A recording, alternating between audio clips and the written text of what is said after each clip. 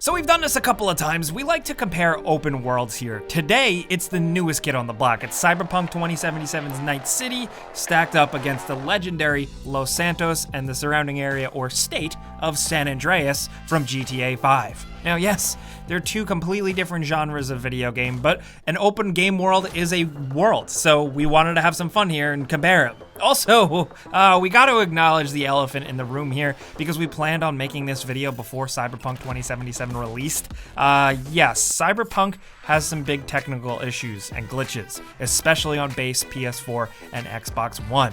We're aware, we've made some videos about it, and yeah, just keep that in mind. Still, these are pretty fun to compare because they're both weird, warped versions of the real world that poke fun at things, and they're both on the West Coast, and they're both highly dangerous playgrounds for murder and stuff. Now, Grand Theft Auto 5's entire state of San Andreas is huge. The city of Los Santos and its surrounding regions are riddled with fun details and wacky pedestrians. There's garbage everywhere, there's traffic, there's shops and malls and storefronts, and there's beautiful coastal beaches and hills, plains, and mountains out in the countryside. The world feels so lived in thanks to the fact that there is just so much hidden beneath the surface, you know? There are secrets down in the ocean, even if you're willing to explore. Not only that, just hidden corners of the map like those woods, those mountains. There's always something weird to find or just see.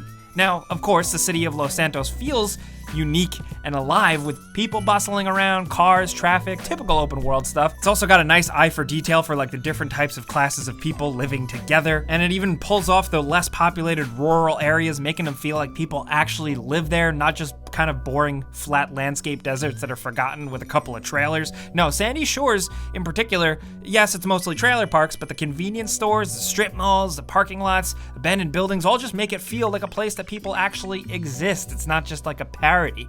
And Grand Theft Auto 5 has been out since 2013, not long after Cyberpunk was initially first announced. So it's been around a while, and I think it's a testament to how fun and just believable that world really is. People have stuck around Los Santos and the surrounding region, be it single player or on various consoles or on PC with a bunch of cool ass mods, or just playing GTA Online for years and years. It's just a game world with long legs if you look at the math.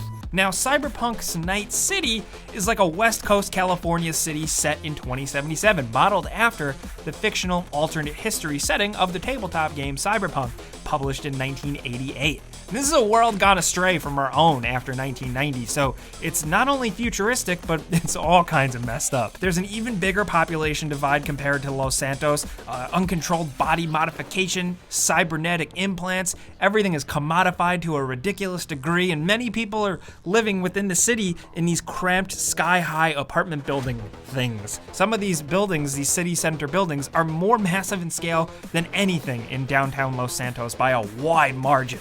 Then just outside Night City, there's the Badlands, where bands of nomads live together and survive with less of the comforts of the city, if you can even call them comforts. Although there are some flying vehicles and transports, Night City is still predominantly very much on the ground, with streets and cars, and like Los Santos, there's a highway system both throughout the city and to get out of the city. Night City and Los Santos / San Andreas also just feel similar in a lot of ways, straight up. You know, there's the busy downtown, there's a fancier, high-end sort of Beverly Hills style district for both, with it being called Westbrook in Night City.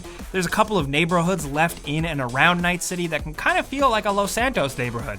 In one case in particular, with an Easter egg, there's straight up a dead-end street cul-de-sac with some of the houses that are totally a nod to Grove Street, where CJ lived in the original San Andreas back in the day. And the feel carries on, you know, both cities have palm trees, some mountains and dry areas in the distance, and both have random shootouts between police and criminals happening at any time, every other block. And both games definitely have people calling you constantly while you drive around. If you play Cyberpunk 2077, you notice it. Cyberpunk, of course, has more of an RPG feel to it in terms of exploration. It has a lot of hidden things you can stumble across, like, say, a shack under a bridge in an alleyway with a mysterious dead person and a note and some loot. You know, like that kind of Fallout-style environmental storytelling that makes these types of RPG games really special. Cyberpunk does have a lot of that tucked in some areas, and they're worth seeing.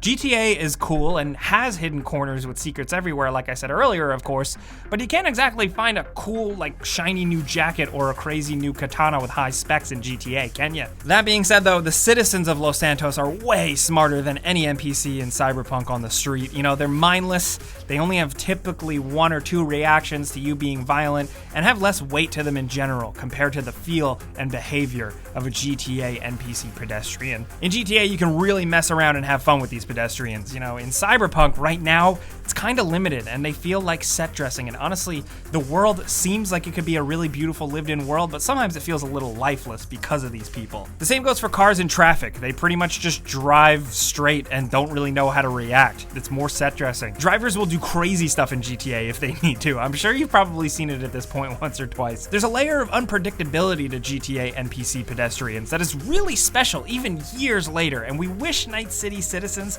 had that vibe. Weather-wise, you know, both have rain. That's about it. It's California. Whether it's the future or not, that's about it. But Night City does have to worry about dust and sand out in the dunes of the Badlands, if you think about it. Now, Night City does have some notable depth and verticality to it. Every interior you go into feels like a complex labyrinth, or a deep, seedy underground basement warehouse, or a club hidden way off a beaten path. A lot of the missions you do, you don't just have to pull up at a place. No, it's more like pull up to a place, then go through a door and round some steps and go underground and find a weird place. So despite some issues with immersion due to the bugs and glitches, this type of thing helps with the atmosphere, and it's something GTA 5 doesn't quite have in the same way. Plus, there's just a lot of different types of vendors because it is technically an RPG, so there's a lot of places to buy stuff from. Cyberpunk's Night City should technically have an advantage because it's a game experienced mostly from first-person view, too. In GTA, it's optional, of course. Night City, technically, in theory, should be designed to look better because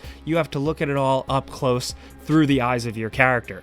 That's sorta true here until you encounter all the issues. At least GTA isn't as jacked up and buggy, but we've talked about this all quite a bit in a few other videos. I do want to say Los Santos has really benefited from some cool mods over the years. We talk about mods and GTA mods specifically a lot here on the channel, and we would love to see the mod community take to Night City and work their magic on it. First, they could fix it up quite a bit, and then they could likely add some cool elements to either ramp things up more visually or add little elements of immersion or realism or gameplay. I don't know really, I'm not creative, but I think the possibilities are pretty endless. But now, of course, we gotta talk map size, the biggest thing in the room.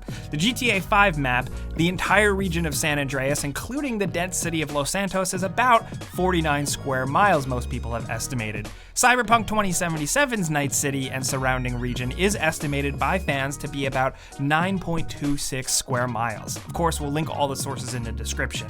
This, of course, is like a rough comparison all around, you know, and there's the variations in landmass and bodies of water that do make it trickier, but either way, GTA 5's map is bigger, undeniably. But Night City is impressively dense, so it does have that going for it for sure. And if we're getting even deeper on this, they're both crime towns, but I'd say Night City has way more destitute areas and way more organized crime than GTA 5 could ever even dream of.